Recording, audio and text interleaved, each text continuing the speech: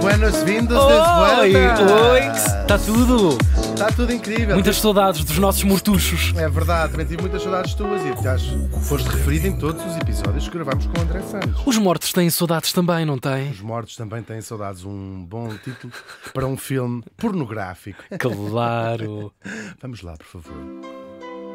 Eu arranjo sempre hoje desculpas para trazer um dos êxitos de Whitney Houston, a saudosa Whitney Houston, que também já passou aqui por esta edição. É uma versão sem voz, porque é uma música que nos lembra logo heróis de desporto. Epicidade. É verdade, uma música que até deu para os Jogos Olímpicos de Atlanta e o caraças. Aquilo chorava-se muito Aí, naquilo aí. É pá, estamos aqui para correr, não é para chorar. E é de heróis de desporto que vamos falar, porque estávamos neste dia, em 2014, e morri em Lisboa. Então é um herói português. Pois deve ser, à partida. Lisboa, claro. Morreu aos 71 anos. Tão novo. Tão novo mesmo. Falamos do jogador de futebol Eusébio. Uau! O Eusébio. Faz sentido chamar este episódio de épico. É épico mesmo. Eusébio da Silva Ferreira nasceu em 1942 em Lourenço Marques, parece a minha avó a falar, não é? Atualmente Maputo, em Moçambique. O pai era um ferroviário angolano e a mãe era moçambicana. Ele teve uma infância muito pobre mesmo. Estas partes da biografia, penso que a maior parte dos portugueses sabe quase de cor, não é? Ele cresceu no bairro de Mafalala, que era um dos mais pobres daquilo que era então um território colonial português. E não vai surpreender ninguém que ele já em miúdo fugia à escola, fugia às aulas. Com uma bola na frente dos pés. Para ir jogar futebol com os seus amiguinhos. Depois de jogar em pequenos clubes, lá ainda em Moçambique, começa a chamar a atenção logo desde miúdo, claro, e acaba por ir para o Sporting de Lourenço Marques. Mais uma vez uma homenagem à minha avó, também era assim que dizia, Sporting de Lourenço Marques, que era uma sucursal do Sporting, mas em Moçambique, claro. Ele faz um brilharete absoluto, logo na sua estreia ali, profissional, miúdo mesmo, adolescente. Em 40 jogos marcou 77 golos. Eu não sei qual... Até lhe pediam, para lá, não marques mais. Eu não sei qual eram os adversários lá do Sporting de Lourenço Marques, mas não deixa de ser incrível. Isto é quase dois golos, aliás, por jogo. De tal maneira chama a atenção que começa a ser cobiçado pelos 3 grandes clubes que se chamava Metrópole, portanto, Portugal, cá no continente europeu. Quem eram os 3 grandes? Eram os mesmos, não muda nada. Isso também é sempre, vem o mesmo e mais forte. Sempre o mesmo, Sporting, Porto e o Benfica. Há uma disputa. Disputa? Não caíste nesta. Muito intensa para comprá-lo. É uma história quase de filme, não é? É uma história de filme, não é? É mesmo. Sim. Uns queriam. A mãe dele sempre metida nas negociações, bem, também porque o filho era adolescente, não é? Pois. Ela é uma mulher de grande fibra e também decidia aquilo tudo, claro. Bem, e claro, preocupada por onde é que ia o filho, não é? Claro. Do outro lado do mundo, praticamente.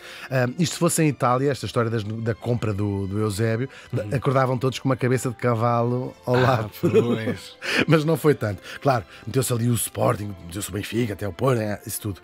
O Benfica acaba por ganhar, claro, essa negociação e em 1960 lá chega aquele miúdo de 17 anos a Lisboa. Sim, eles não conseguem jogar logo nessa época, porque entretanto o Sporting de Lourenço Marques pôs uma providência cautelar, porque queria uma indemnização grande. O Benfica teve que o esconder, entre aspas, no Algarve, teve assim um tempo escondido. Foi mesmo uma história de filme. Sim. Claro, depois nos anos 60 ganha outros contornos. Claro, tem tudo muito mais graça.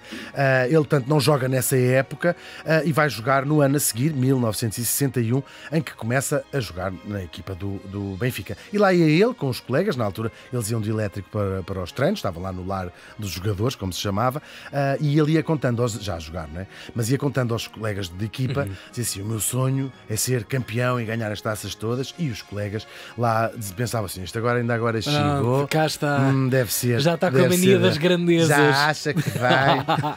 A verdade é que não passou muito tempo até que o treinador, o histórico Bela Gutmann, que era o treinador do Benfica, perceber que aquele sonho era uma inevitabilidade, pela proeza, claro, do Eusébio a jogar futebol. No primeiro jogo contra o Atlético ele marcou 3 golos e depois foi também por esta altura que ganhou o nome, porque ficou conhecido, Pantera Negra ou Pérola Negra, ou ainda o Rei, como lhe chamavam em Portugal e depois também no mundo inteiro. Já vamos lá ver. Com o primeiro ordenado consta que terá mandado à mãe dinheiro para ela comprar um fogão. Muito bonita também esta história, não é? Ele vai se estrear pela seleção nacional ainda nesse ano, portanto, estamos em 61, e é um miúdo quando se torna o jogador mais famoso de Portugal, portanto, nestas provas. Tão rápido. Toda a gente que sim. Que era respeitado pelos rivais, mesmo quem jogava contra ele, no Sporting ou no Porto ou o que fosse, respeitava imenso o Eusébio. Para além de respeitar, tinha um imenso medo dele em campo. As balizas deles também respeitavam, claro. Os golos que levavam. Mas era mesmo, claro. E também admiradíssimo já pelo público, até podemos dizer de todos os clubes, era assim uma figura. O público que, lá diz assim, lá tem ele com esta conversa, mas claro, o público que nestas coisas das vitórias, como sabemos, suspende sempre o seu racismo. Era um assunto que o próprio Eusébio não dava grande importância em entrevistas mais tarde, mas confirmava que sim, muitas vezes, ou quase todos os jogos, ouvia insultos em relação à cor da sua pele.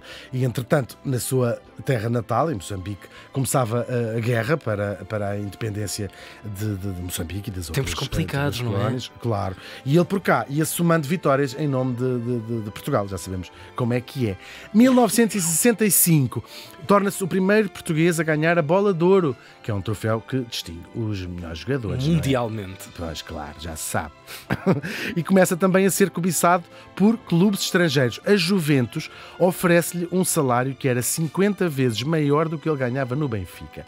Quem não deixa que ele se vá embora é o próprio Estado Novo, que impede a venda, não quer ir esta glória nacional para fora, então resolve mandá-lo para a tropa como maneira de quebrar esta que podia ter sido uma carreira internacional, pelo menos mais compensatória em termos financeiros, claro. Entretanto, o ano seguinte, 1966, é o verdadeiro ano de ouro do Eusébio e até do futebol em Portugal, claro. É o ano do Mundial de Inglaterra e a equipa, com o Eusébio como a sua grande estrela, faz um brilharete. Eles derrotam a Hungria, derrotam até o Brasil do Pelé.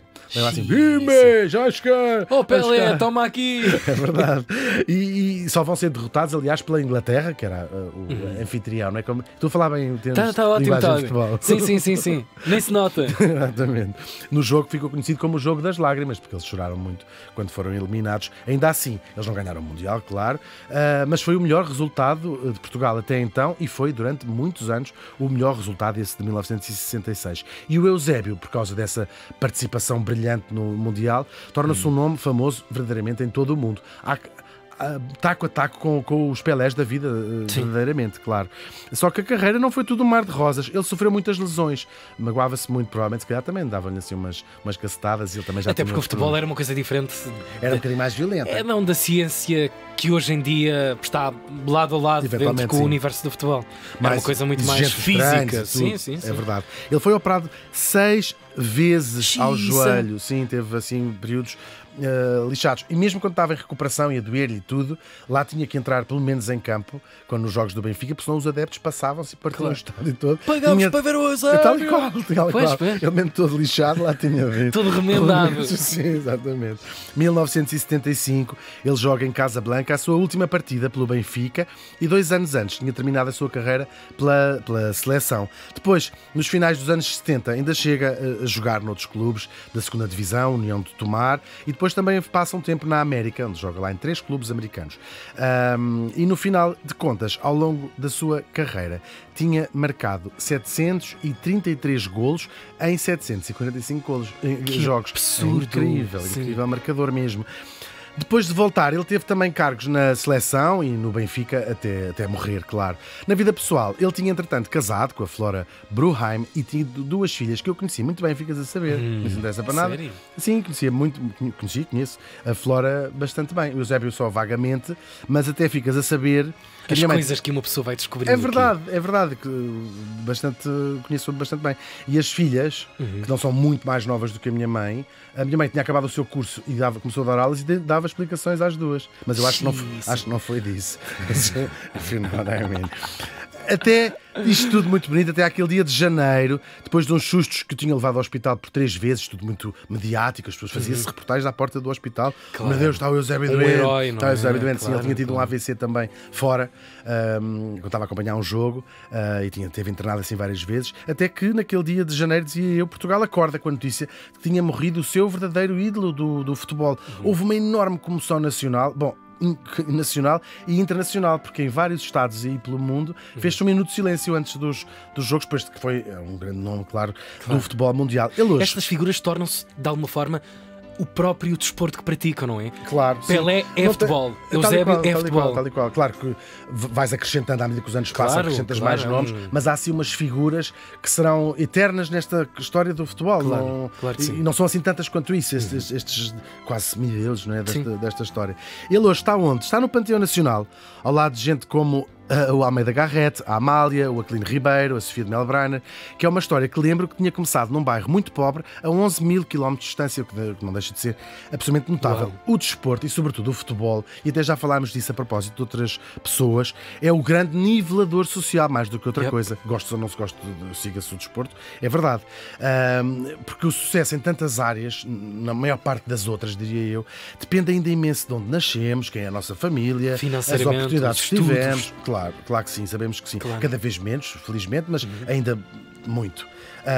E às vezes até do nosso género, da cor da nossa pele. Claro. Portanto, o futebol é o contrário disso tudo. O sucesso no futebol depende de uma coisa que, em princípio, quase toda a gente tem, são 2 pés, basicamente.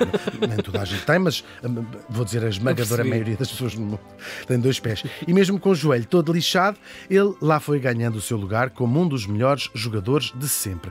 Claro que ele viveu antes do tempo em que os jogadores de futebol eram multimilionários, os multimilionários mais famosos do planeta. Isso é verdade. Mas conseguiu outra coisa com o seu talento esportivo e, sobretudo, e todos nos lembramos disso, com o seu caráter, porque também está em causa nestas coisas. Mais do que uma lenda, tornar-se um verdadeiro símbolo nacional. E essas coisas, claro, não têm preço. O Eusébio morreu faz hoje 10 anos.